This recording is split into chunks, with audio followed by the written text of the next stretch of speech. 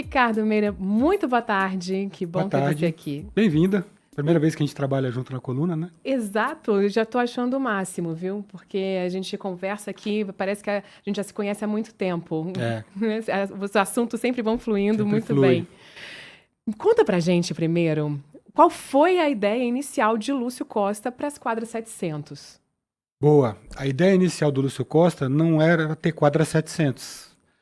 Tem muita coisa do relatório do plano piloto, do projeto dele que venceu o concurso, né, em 57, que não foi implantado. E tem muita coisa que foi implantado que não estava lá. Uhum, Isso até pauta para nossas colunas aí durante o mês de abril, né? com certeza. Aniversário de Brasília.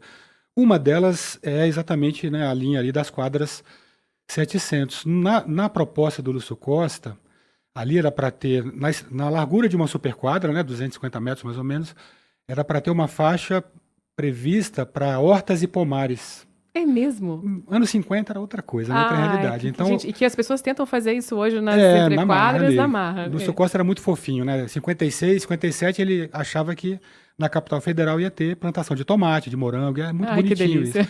Um resquício disso, se você se lembrar, são aquelas edificações que tem na 700 Sul, que eram armazéns, Sim, vendia flor, vendia peixe, exato. verduras. Durante um tempo era um pouco isso, né? Era resquício desse uso Dessa ideia. original, mas não era para ter casa. E aí o que E o que acontece? aconteceu? Lúcio Costa fez esse concurso, começa a obra de Brasília, aquela loucura, tem que construir em 3 anos. A Cidade Livre, né, atual núcleo Bandeirante, já bombando, gente vindo para cá, os operários, e era necessário que alguns funcionários viessem também, especialmente segundo, terceiro escalões aí do serviço público. Uhum. E muitos deles iam, não, eu não vou morar na Cidade Livre, eu só Sim. vou se tiver casa. E aí o então diretor da Nova Cap, né, o Israel Pinheiro, ordenou que fossem construídas casas populares naquelas faixas onde seriam hortas e pomares. Para isso, ele pegou algumas quadras e convidou os institutos de pensão para poder construir. Tá. Então, e a PI, né, vários outros institutos de pensão, eles recebiam esses lotes, construíam essas casas, né, populares mesmo. A ideia era, hoje a gente chama de habitação de interesse social, né? Uhum. Mas antes era casa popular. Caixa Econômica financiando para fazer as casinhas. E aí, 6 meses depois do resultado do concurso, já tinha casinha de alvenaria sendo construída na W3. Se você pegar a foto antiga lá no arquivo público, aquele descampado, aquele vermelhão, com as casinhas branquinhas lá no meio do cerrado. Então foram construídas 500 casas em Nossa, 58. e isso eu estava até conversando agora há pouco também aqui com o Paulo Muniz, né, da Combral, e ele falando que na W3 ali, quando ele chegou, era só aquele tapetão É, vermelho, é, né, de terra e algumas casinhas por ali. isso. Quer dizer, e na verdade, não era esse o objetivo inicial, mas acabou sendo uma das primeiras construções também aqui no Foi. plano? Você tinha lá perto do lago o Palácio da Alvorada, tinha ali na W3 o início da construção da biblioteca demonstrativa, né? Tinha coisas muito esparsas e essas 500 casinhas, né? O que hoje corresponde ali a 708 até a 710, que não tinha esses nomes, né? Não tinha essa nomenclatura. E é curioso que eram habitações geminadas, né? Uhum. Coladas umas nas outras e com a frente voltada para o que seria um jardim. Uhum. E a rua seria o fundo, que é uma lógica meio modernista, meio doidona, assim. Inclusive inspirou o meu mestrado, né? Que Que foi entender um pouquinho essa a construção. origem das quadras 700. Hoje, no doutorado, eu pesquiso o que são as 700 hoje, né? Mas no meu mestrado era a história das quadras 700. Rapidamente as casas foram sendo ocupadas, tem muito resquício de familiares dessa época que não venderam, enfim, e continuam morando lá, mas ela hoje está muito desconfigurada, bem diferente do que era originalmente. E acabou então que no início não era essa a ideia, depois começaram essas casas, e aí pronto, ficou toda a região da 700 então destinada à construção de casas, e que acabam sendo casas germinadas, e ali já começaram a ter também casas mais luxuosas, enfim, e não tem ali muito um padrão, né?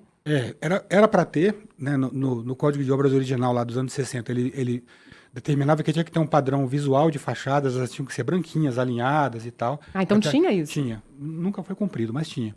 Mas o mais curioso, duas curiosidades fantásticas. A primeira é que a W3 não era para ser daquele jeito, né? Então, as quadras 500, aquelas lojas vazadas, na proposta do Lúcio Costa era para ser grandes galpões, armazéns, voltados para a W2. E a Uhum. W3 seria uma rua de caminhão, de serviço. Quando você coloca a casa ali, começa a ter carro. Isso. E tem que ter mercado, tem que ter banco, tem que ter feira. E aí a quadra se volta para a W3, então se inverte. E a W3 vira a grande avenida de Brasília durante décadas, até o surgimento dos shopping centers. Mas até isso, o caminhãozinho, que são os bloquinhos das 500, né? Sim. Caminhãozinho à frente com 3 andares e atrás ali mais baixinho, se inverte. E outra curiosidade muito legal é que uma equipe estava demarcando as quadras 500, vindo do centro para o final. Tá. E outra equipe estava demarcando os lotes das casas 700, vindo do final para o centro. Deu ruim. Não bateu. Não bateu. E é por isso que se você passar pela 708, você não consegue cruzar direto para as 300. Tem um desencontro ali. Exatamente. Não é tudo igualzinho. Não é, tem uns 600 metros ali de diferença. A 708 ela é mais curta do que as demais, então ela é meio tortinha. Na W3 Norte não tem isso, é tudo alinhadinho, né? Você sai das 300, atravessa e vai para 700. Na Asa Sul tem esse... Agora, então esse ali, negocinho. na verdade, as quadras 700, elas ficam meio que no limbo ali, inclusive, de fiscalização, né? Porque, por exemplo, no início, a ideia não era casa. Depois, se permitiu construir algumas casas. Era, na verdade, para ficar toda igualzinho, branquinha, já não é mais assim. Fora isso, tem uma polêmica que já vem de muitos anos, que é a destinação ali. É para moradia, é para a pensão. Inclusive, há muitas fiscalizações em relação a isso, porque essas pensões, elas existem desde o início também, que não é permitido. Inclusive, houve uma discussão para mudar essa destinação ali pelo PPCub, e depois houve muita discussão e voltaram atrás. Então, assim, hoje ali continua sendo só para casas residenciais. O PPCub atual, inclusive, aprovado, inclusive a portaria 166 do IFAM, né, que normatiza o tombamento, né, do plano piloto, determina que ali é um uso exclusivo residencial. Eu, como arquiteto, pesquisador, estudioso da W3, apaixonado pela 700, tenho uma opinião um pouquinho diferente. Qual é a sua opinião? Eu acho que, pela própria dinâmica da cidade e do lugar, uma maneira de você trazer até mais vivacidade, trazer uma dinâmica urbana ali, é você flexibilizar um pouquinho, porque hoje está totalmente enrijecido ali, engessado, que só pode ter casa. Eu, como arquiteto, não posso ter um escritório de arquitetura ali, por exemplo. Entendi. No Lago Sul pode. Mas Lago Sul não é tombado. Não é tombado. Mas é uma dinâmica urbana, de escala, de morfologia de edificação muito parecido. A minha visão, por exemplo, uma sugestão, é que pelo menos aquelas quadras que ficam voltadas para a W3, né, da 703 a 707, que são todas iguaizinhas, paralelas, né, que foram feitas um pouco depois, pudessem flexibilizar esse uso na linha de casas ali para a W3, para você ter esses serviços de pequeno impacto, tanto de trânsito, né, quanto de gente, de permanência, né, porque o grande problema é afetar a tranquilidade dos moradores, né? Exato, porque ele tem até uma dificuldade, porque às vezes para você parar naquelas ruazinhas entre as casas, você não tem muito onde estacionar. Porque são sem saída também. Exato. Então, teria que também organizar essa parte de estacionamento para que isso pudesse fluir de uma forma mais tranquila. Não dá para ter um verdurão ali, né? Isso. Mas você pode ter um ateliê, uma aula particular de inglês, um escritório de arquitetura. O problema é quando você traz um fluxo muito grande. O fato é que os moradores se uniram, se organizaram, foram radicalmente contra, e essa proposta de flexibilizar um pouquinho saiu de pauta do PPCub e ele foi aprovado tal qual os moradores desejavam, né? Então, hoje é permitido o uso exclusivo residencial. E assim, essas discussões, eu acho que elas são sempre bem-vindas, afinal de contas, foi uma área muito valorizada, como você falou, antes não havia shoppings, era ali que as pessoas faziam as compras do comércio, enfim. Depois isso mudou um pouco, até a W3 ali ficou meio que esquecida, e depois houve toda uma revitalização que melhorou muito e mudou muito a dinâmica da região. E essas discussões, elas vêm, né, realmente para acrescentar mesmo, né? Mas tem que ser, óbvio, muito bem detalhada para que todos fiquem satisfeitos, moradores, comerciantes, né? Sem dúvida. E é um olhar muito mais amplo sobre a cidade. Não pode ser um olhar só arquitetônico, só econômico, só de uso. Tem que considerar tudo, né? Para a própria dinâmica da cidade, porque a gente passa e a cidade fica. Uma coisa que me chamou muita atenção é que existem normas, existem regras, existem gabaritos e tal, mas muita coisa foi feita à torta e à direito ali. A gente sempre viu ali, passa pela 700, casa dona não sei quem e tal, tem de tudo, né? Ainda tem muita pensão e tal, porque A dinâmica da cidade ela é muito rica e às vezes as leis não comportam aquilo que a cidade exige e como a cidade se transforma. Eu não estou fazendo uma ode à ilegalidade, muito pelo contrário. Uhum.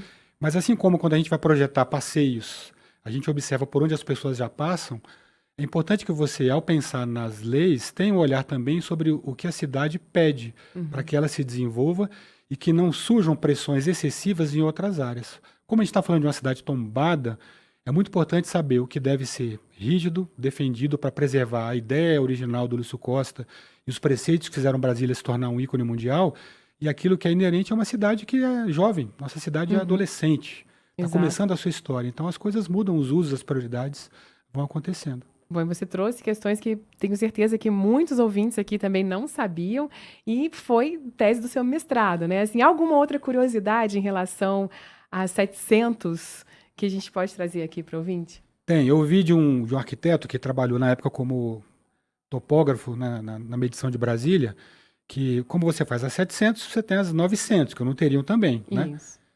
E uma das demandas das 900 é porque, como os lotes das entrequadras destinados a igrejas não eram suficientes para a quantidade de igreja que queria lote, escola também, Aham. aí foi feita a ideia de se criar essa área institucional, né, para comportar escolas, igrejas, como existem hoje, tanto nas 900 Sul quanto nas 900 Norte. E por que que a Asa Norte é totalmente diferente da Asa Sul? Porque ela foi Hum. feita bem depois. Então eles Ai. tentaram ajustar coisas que não funcionaram muito bem na Asa Sul, como a Asa Norte começou a ser ocupada ali a 700 e as 900, dos anos 70 para frente, já era uma outra proposta, com uso misto, tem coisas que eu acho muito mais legais e tem Uhum. coisas que eu gosto mais da Asa Sul. Pois é, então foi tudo se ajustando também ao longo do período, né, dessas construções, vendo que dava certo e que não dava. Tem até uma questão que você estava falando, né, na 900, que tem também as igrejas, escolas, e vi algumas notícias de que a Santo Antônio, quando ela foi construída, acabou que ela era quase que uma catedral em Brasília, fora a igrejinha, né, Nossa Senhora de Fátima, que era muito pequenininha, então não conseguia atender também todos os fiéis, que lá as pessoas consideravam um pouquinho a catedral, enquanto a catedral não tinha sido inaugurada. Enfim, não sei se você já tem essa informação, né, sobre também a Santo Antônio, mas também nosso ouvinte aí, se tiver, depois manda pra O gente. famoso, eu ouvi dizer isso também. Eu não tenho nenhum registro, mas eu também já ouvi essa história. E é engraçado como a gente acha que a catedral sempre existiu, desde o começo de Brasília, né? Exatamente. E ela foi inaugurada. O esqueleto dela, que é a própria arquitetura, ficou sem vidro muito tempo. Então a estrutura estava pronta, mas não havia ainda, né, a infraestrutura, a tecnologia necessária para se fazer aqueles vidros e aqueles vitrais maravilhosos lá da Mariana Perrette, né? Então ela ficou muito tempo sem vidro. E aí depois foi colocado o vidro, e aí ela ficou muito tempo em concreto. Ela é branca recentemente para, né, considerando os Sim. 60 anos de Brasília, né? Então tem esses momentos, a gente acha que a catedral sempre foi branquinha, lindinha, com os vitrais, né? Mas isso deve ter, sei lá, no máximo 30 anos. Pois é, eu estava até aqui dando uma olhadinha para ver quando que foi que a catedral começou a ter missas celebradas por lá, enfim, né? E é legal que temos muitas curiosidades sobre Brasília que a gente vai trazer nesse mês aí, coisas que poucas pessoas conhecem. Isso é muito bacana, né? Porque justamente a gente está aproveitando nesse mês aqui do aniversário de Brasília para a gente poder trazer histórias como essas que você acabou de contar para a gente, que muitas pessoas não imaginam, não sabem como é que foi esse início e vão ter sempre agora alguma história para contar quando passarem ali pela W3, para contar para os seus filhos, também eles que estiverem ouvindo a gente no caminho da escola, no caminho para casa, já ficam um pouquinho mais inteirados de como é que foi esse início da nossa cidade. Eu estou vendo aqui, olha, que a primeira missa realizada na capital federal foi em 57, mas esse A daqui, missa acho que não é campal, ali exatamente, a onde é missa a Praça do campal, não foi Cruzeiro, lá em aqui da cima, né? catedral. Mas aí depois a gente vai buscar aqui para saber, olha, quando que foi a primeira Eu missa na acho, catedral de Brasília. fim dos anos 60, se eu não me engano. A minha É, memória é. pode estar me traindo aí, mas... A gente já ajusta isso. Ó, a primeira missa, por exemplo, ela foi celebrada ali onde está a Praça do Cruzeiro, né? Uhum. Ponto mais alto do plano piloto. E a estrutura, né, foi feita uma réplica que hoje fica lá no Tagua Park, né? Aquela Aham. estrutura lá com um painelzão ali de um treliçado ali, uma corda com uma estrutura de madeira. Era uma réplica do altar da primeira missa celebrada em Brasília. Pois é, e com isso a gente vai trazendo sempre aqui mais histórias e curiosidades para vocês Na Nova Brasil, Brasília, no Mesa para Dois. Muito obrigada, Ricardo Meira, por mais essas informações aqui, curiosidades que você traz pra gente. Eu que agradeço. Semana que vem tem mais. Tá, até.